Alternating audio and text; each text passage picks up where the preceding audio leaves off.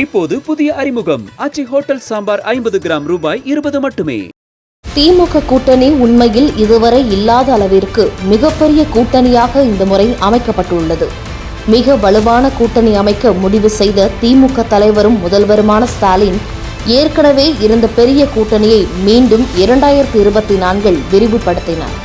அதில் கமலின் மக்கள் நீதி மையமும் சேர்ந்தது. 2026 சட்டசபை தேர்தலில் மேலும் விரிந்தது. உள்ளே தேமுதிகவை கொண்டு வந்தார் முதல்வர் ஸ்டாலின். அடுத்ததாக எஸ்டிபிஐ கட்சியையும் கொண்டு வந்துள்ளார். இது தவிர ஓபிஎஸ்ஐ கட்சியில் இணைத்தார். அடுத்ததாக ராமதாஸை கூட்டணிக்கு கொண்டு வரப்போகிறாரா என்ற எதிர்பார்ப்பு நிலவுகிறது. ஆனால் விசிக இதை ஏற்குமா என்பதுதான் இப்போதைய சிக்கலாக உள்ளது. தமிழக அரசியல் களம் இதுவரை கண்டிராத ஒரு பிரம்மாண்டமான கூட்டணிக்கு திமுக தலைவர் ஸ்டாலின் தயாராகிவிட்டார். 2024 மக்களவைத் தேர்தலில் 40க்கு 40 என்ற இமாலய வெற்றியை பெற்ற முதல்வர் மு.க. ஸ்டாலின் அடுத்ததாக 2026 சட்டமன்ற தேர்தலில் 200க்கும் மேற்பட்ட தொகுதிகளில் வெல்லும் முனைப்பில் இருக்கிறார். இதற்காக காங்கிரஸ், விசிக, இடதுசாரிகள் என வலுவான அடித்தளத்துடன் இருந்த கூட்டணியை 2024 கமலஹாசனின் மக்கள் நீதி மையத்தை உள்ளே இழுத்ததன் மூலம் ஸ்டாலின் அடுத்த கட்டத்திற்கு நகர்த்து சென்றார். ஆனால் உண்மையான ஆட்டம் அண்மையில்தான் ஆரம்பமாகியது. யாரும் எதிர்பார்க்காத விதமாக பிரேமலதா விஜயகாந்தின் தேமுதிகவை தன் பக்கம் இழுத்ததன் மூலம் ஓரளவு விஜயகாந்த் ஆதரவாளர்களை தன் பக்கம் ஸ்டாலின் திருப்பிவிட்டதாக அரசியல் நிபுணர்கள் கருதுகிறார்கள். அரசியலின் உச்சகட்ட திருப்பமாக பார்க்கப்படுவது முன்னாள் முதல்வர் ஓ பன்னீர்செல்வத்தின் நேற்றைய வருகை. ஜெயலலிதாவின் நம்பிக்கைக்குரிய தளபதியாக இருந்த ஒருவரை தன் அணியில் இணைத்தார் ஸ்டாலின். தென் மாவட்டங்களில் அதிமுகவிற்கு முக்கியமான முகமாக இருந்த ஓ பன்னீர்செல்வத்தை தூக்கியிருக்கிறார். இதோடு நிற்காமல் சிறுபான்மையின வாக்குகளை ஒருமிக்க செய்யும் நோக்கில் எஸ்டிபிஐ கட்சியையும் குடைக்குள் கொண்டு வந்திருக்கிறார். இப்படி எல்லாரையும் வண்டியில் ஏற்றிய ஸ்டாலின் டாக்டர் ராமதாஸையும் இந்த மெகா கூட்டணிக்குள் கொண்டு வர திரைமறைவு வேலைகள் மும்முரமாக நடந்து வருவதாக சொல்கிறார்கள். ஒருவேளை பாமக ராமதாஸ் உள்ளே வந்தால் இது தமிழ்நாட்டில் பெரிய திருப்பமாக பார்க்கப்படும். எனினும் இதிலும் சிக்கல் இருக்கிறது. பாமகவும் விசிகவும் ஒரே மேடையில் அமருமா? திருமாவளவன் இந்த முடிவை ஏற்பாரா அல்லது கூட்டணியின் சமநிலை பாதிக்கப்படுமா என்பதுதான் தற்போதைய $1,000,000 கேள்வியாக உள்ளது. ரெட் நூல் தமிழ் நேயர்கள் அனைவருக்கும் வணக்கம். இன்று நாம் சந்திக்க போகும் சிறப்பு விருந்தினர் ஊடகவியலாளர் திரு உமா மகேஸ்வரன் பன்னீர்செல்வம் அவர்கள். சார் வணக்கம். வணக்கம். வணக்கம். திமுக காங்கிரஸ் கூட்டணியில் என்னதான் நடக்குது? ஒரு பக்கம் செல்வ பெருந்தகை சொல்றாரு திமுகவோட மட்டும்தான் நாங்கள் பேச்சுவார்த்தை நடத்துறோம்னு. இன்னொரு பக்கம் கிரீஷ் ஜோடங்கர் மேலிட பொறுப்பாளர் அவர் என்ன சொல்றாருன்னா தாவேக்காவையும் நாங்கள் ஒரு ஆப்ஷனாக தான் பார்க்குறோம், ஆட்சி அதிகாரத்தில் பங்கு தரேன்னு சொல்றாங்க. அப்படிங்கும்போது எந்த கட்சியுமே ஆட்சி அதிகாரத்தை தான் விரும்பும், நாங்கள் ஒரு தொண்டு நிறுவனம் கிடையாது அப்படிங்கிற ஒரு கருத்தை சொல்றாரு. செல்வ பெருந்தகை, விஜய் வசந்த் என்ன சொல்றாங்கன்னா கிரீஷ் ஜோடங்கரோட கருத்தே தனிப்பட்ட கருத்துன்னு சொல்றாங்க. என்னதான் நடக்குது? Congress is being typical Congress. Congress இது இப்போ இருக்கிற ஜெனரேஷனுக்கு, இப்போ இருக்கிறவங்களுக்கு இது புதுசாக தெரியலாம். ஆனால் இது எதுவுமே புதுசு கிடையாது. அதாவது காங்கிரஸுக்குன்னு ஒரு இலக்கணம் இருக்குது, தமிழ்நாட்டு காங்கிரஸுக்குன்னு ஒரு இலக்கணம் இருக்குதுன்னு நீங்கள் எடுத்துக்கிட்டிங்கன்னா அவங்க கட்சி தலைவர் சொல்கிறத என்றைக்குமே கேட்க மாட்டாங்க. அதே மாதிரி கட்சி தலைவரை மாற்று அப்படின்ட்டு 6 மாதத்துக்கு ஒரு வாட்டி, வருஷத்துக்கு ஒரு வாட்டி ஒரு போராட்டம் நடத்தவில்லை என்றால் அது தமிழக காங்கிரஸே கிடையாது அப்படின்ற அளவுக்கு தான் எல்லா ஹிஸ்ட்ரியுமே. நீங்கள் ஒரு தங்கபால் இருந்தாலும், இவிகேஎஸ் இருந்தாலும், கேஎஸ் அழகிரி இருந்தாலும், யார் தலைவராக இருந்தாலும் இதுதான் வழக்கம். சத்தியமூர்த்தி பவனில் ஒரு சண்டை நடக்கிறதுன்றது வழக்கம். இதை ரொம்ப பாலிஷாக சொல்கிறதுனா ரொம்ப ஜனநாயகபூர்வமான கட்சி, அவங்களுடைய ஒப்பீனியன் அவங்கவுங்களுக்கு சொல்ல ரைட்ஸ் இருக்குது, இங்கே ஒற்றை தலைவர்னு யாரும் கிடையாது, எல்லாருக்கும் ஈக்குவல் வாய்ஸ் இருக்குன்றதை நம்ம பாலிஷாக சொல்லிக்கலாம். உண்மை என்னன்னா காங்கிரஸ் கட்சின்றது நான் ஒருத்தருக்கு கட்டுப்பட்டவருங்க கிடையாது, நாங்கள் எங்களுக்கான ஓன் ரைட்ஸ் இருக்குது, எங்களுக்கு ஓன் இஷ்டம் இருக்குது அப்படின்னு சொல்லி உங்களுக்கான அதிகார பலமும் ஜாதி பலமும் பண பலமும் இருக்குன்னா நீங்கள் என்ன வேணால் உங்கள் கட்சி தலைவரை எதிர்த்து பேசலாம் அப்படின்ற ஒரு தாட் ப்ராசஸோடு இயங்குகிற ஒரு கட்சி தான் காங்கிரஸ். ஸோ இந்த பேசிஸ்லேருந்து நீங்கள் இதை அணுகிறீங்கன்னா வழக்கமாக காங்கிரஸ் எப்படி இருக்காங்களோ அதே மாதிரி தான் இப்பயும் இருக்காங்க.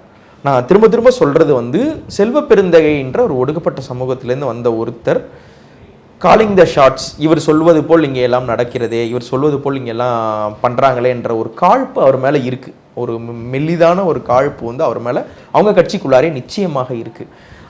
அதை விட என்னன்னா இந்த வெற்றி இவருக்கு கிடைக்கும் பட்சத்தில் ஒரு மிகப்பெரிய வெற்றியாக இருக்கும். இந்த முறை டிஎம்கே க்ரூசிங் டுவர்ட்ஸ் வின் அப்படின்றது உண்மை என்றால், காங்கிரஸ் அவங்க கூட இருக்கிறது உண்மை என்றால், காங்கிரஸ் எம்எல்ஏக்கள் உள்ளே போவாங்க அப்படின்னா ஒரு அசைக்க முடியாத தலைவராக செல்வ பெருந்தகை உருவாவதற்கான ஒரு வாய்ப்பு இருக்கு. Selva Perunthagai by himself congressman கிடையாது. இப்போ ஒரு நயினார் நாகேந்திரன் வந்து இவர் பாஜகவிலே இருந்து பாஜகவிலே ஊறி ஷாக்காவிலிருந்து வந்த ஒரு தலைவர் அப்படின்னு நீங்க சொல்ல முடியாது.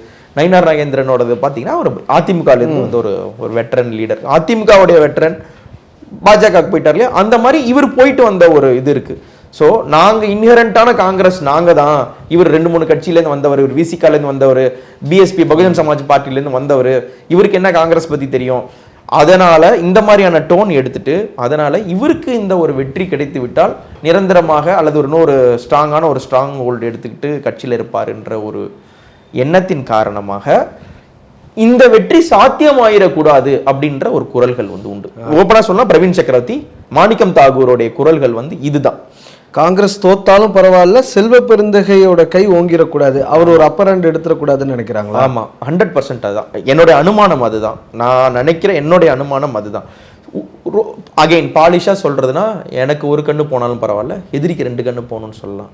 எங்க ஊர் பக்கம்லாம் என்ன சொல்லுவாங்கன்னா, மக செத்தாலும் பரவாயில்ல, எனக்கு என் மருமக தாலி அறுத்துட்டா போதுன்னு சில மாமியார்கள் நினைப்பாங்க இல்லையா, அந்த எண்ணம் கொண்ட சிலர்ல பலர் வந்து அங்க இருக்காங்க. இது வழக்கமா நடக்கிறதா. ஏன் இவர்களுக்கு நீங்க சீட்டு கொடுக்கல, அவங்களுக்கு கொடுக்கல, இந்த சீட்டு சண்டை, சீட்டு ஷேரிங் சண்டை, இதெல்லாம் வந்து இங்கே தான். இந்த விஷயங்கள் எல்லாம் பவர் ஷேரிங் வேணும், அடுத்து எங்களுக்கு இவ்வளவு கொடுக்கணும், 2 MP கொடுக்கணும், 40க்கு மேல கொடுக்கணும், இதெல்லாம் வந்து அவங்களுக்கு இந்த பாயிண்ட்ல தான் தோணுதா அப்படின்ற இருக்கு இல்லையா, இந்த டைமிங் இருக்கு இல்லையா. அதுவும் கரெக்டா அமித்ஷா வந்து தமிழ்நாட்டுக்கு வந்த பின்னாடி அதிமுக தலைமையில் கூட்டணியா பாஜக தலைமையில் கூட்டணியான்ற ஒரு பிரச்சனை ஓடிட்டு இருக்கும் பொழுது, அதிமுக என்ற ஒரு மாநில கட்சியை பாஜக என்ற ஒரு மத்தியில் இருக்கக்கூடிய ஒரு கட்சி, தேசிய கட்சி வந்து கிட்டத்தட்ட கண்ட்ரோல் எடுத்துட்டாங்க.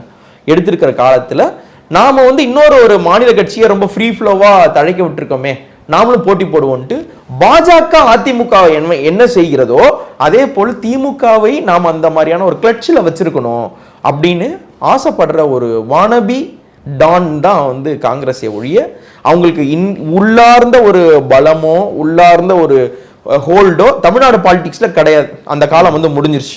அந்த காலத்தை வந்து அவங்க தாண்டி போயிட்டாங்க. இப்ப சேரணும்னு நினைக்கிறவங்க வந்து திமுகவில் நான் சேருவேன், அதிமுக சேருவேன்னு சொல்றவங்களே குறைஞ்சிட்டாங்க. நாம் தமிழர்ல சேருவேன்னு சொல்றவங்க குறைஞ்சிட்டாங்க, தாவேக்கால சேருவேன்னு சொல்றவங்க அதிகரிச்சுட்டாங்க. அப்படின்னு அவங்க பிலீவ் பண்றதுனால அவங்க என்ன பண்றாங்க, காங்கிரஸ் எவ்வளவு பெரிய ஆள் தெரியுமா, நாங்க எவ்வளவு பெரிய கெத்து தெரியுமா அப்படின்னு சொல்லிட்டு தாவேக்காவோட கை கோர்த்து, நான் இந்த ஜென்சியோட கை கோர்க்கக்கூடிய ஒரு பூமர் அங்கிள் அப்படின்னு நீங்க சொல்றீங்கன்னா, அந்த பூமர் அங்கிள் தான் வந்து காங்கிரஸ். மாப்பிள்ள அந்த 55 வயசுல இருக்கவங்களாம், ஏன் மச்சான் எப்படி இருக்க, what's the Ris, YoYo WhatsApp, இந்த மாதிரிலாம் பேசும்போது உங்களுக்கு ஒரு சிரிப்பு வரும் இல்லையா. எங்களுக்கு விஜய் கட்சி மத்தியில வந்து பெரிய வரவேற்பு இருக்கு, விஜய் கிட்ட சேருன்னு சொல்றாங்க. எது விஜய் கட்சிக்காரங்க எல்லாம் வந்து காங்கிரஸே வா காங்கிரஸே வான்னு சொல்றாங்களான்னு கிடையாது. விஜய் பார்ட்டி வந்து கேர்ஃபுல்லா என்ன நெகேட் பண்ணாங்கன்னா, நாம் தமிழர் கட்சியும் தாவேக்காவும் சேர்ந்து தேர்தலை சந்திப்பாங்க அப்படின்ற ஒரு பேச்சு தாவேக்கா ஆரம்பிச்ச போது ஓடிக்கிட்டு இருந்தது இல்லையா, 2024 ஓடிட்டு இருந்தது. நான் வந்தா என் தம்பி வந்தா நான் வந்த மாதிரி அப்படின்லாம் சீமான் சொல்ற வரைக்கும் ஒரு இணக்கமான ஒரு போக்குல இருந்தாங்க. அண்ட் தென் இவங்க கொள்கை தலைவரா பெரியாரை முன்மொழிந்த பின்னாடி அந்த ஒரு ரிஃப்ட் இருந்தது, அல்லது ஃபார் அன்னோன் ரீசன்ஸ் ஒரு இணைவு ஏதாவது ஒரு வகையில சாத்தியம், அந்த ஏஜ் குரூப் எதோட இணைவாங்கன்னு சாத்தியம்னா அந்த ஏஜ் குரூப் தான். நாம் தமிழர்ல இருக்கிறவங்க இங்க இருக்கிறவங்க அங்க, இதுதான் சாத்தியம். மற்றபடி விஜய் கட்சியில் இருக்கக்கூடிய சின்ன பசங்களுக்கு காங்கிரஸ் என்ற எவ்வளவு பெரிய பேரீக்கம், அந்த காதல்லாம் ஒண்ணுமே கிடையாது. இவங்களுக்கு ஒரு ரேபிள் ரவுசிங் பண்ணணும், திமுகவுக்கு ஒரு குடைச்சல் கொடுக்கணும். அண்ட் தென் இன்னொரு ஒரு ஃபிளிப் சைடு என்னன்னா, தாவேக்காவோட சாத்தியமே ஆகாம போனாலும் பரவாயில்ல, எங்களுக்கு ஆள் இருக்கு தெரியுமா, என்னைய ஜப்பான்ல ஜாக்கி சான் கூப்பிட்டாங்க, என்னை பொன்னமராவதியில கூப்பிட்டாங்க, என்னை இங்க கூப்பிட்டாங்க, அந்த மாதிரி என்னை தாவேக்கா கூப்பிட்டாங்க, என்னையும் கூப்பிட்டாங்க, எங்களையும் மதிச்சு ஒரு ஆளா ஒரு பெரிய பொலிட்டிக்கல் பார்ட்டியா இன்னொரு பொலிட்டிக்கல் பார்ட்டி நினைக்குது அப்படின்னு சொல்றதுக்கு இவங்களுக்கு ஒரு வந்து ஒரு ஹோல்டு கிடைச்சு. ஆமா, அந்த பொண்ணு எனக்கு ப்ரப்போஸ் பண்ணுச்சு, நான் தான் வேணான்ட்டேன், அந்த டோன் எடுத்துக்கிட்டா தான் ஒரு ஆல்ஃபா மேல் மாதிரி காமிச்சிக்கலாம் இல்லையா, அந்த மாதிரி நாங்க பெரிய வஸ்தாது தான் காமிச்சுக்கிட்டு தங்களோட பார்கெனிங் பவரை வந்து டிஎம்கே கிட்ட ரைஸ் பண்ணிக்கிறதுக்கான ஒரு பிளாய் தான் இது. இப்போது புதிய அறிமுகம் ஆச்சி ஹோட்டல் சாம்பார் 50 கிராம் ரூபாய் 20 மட்டுமே.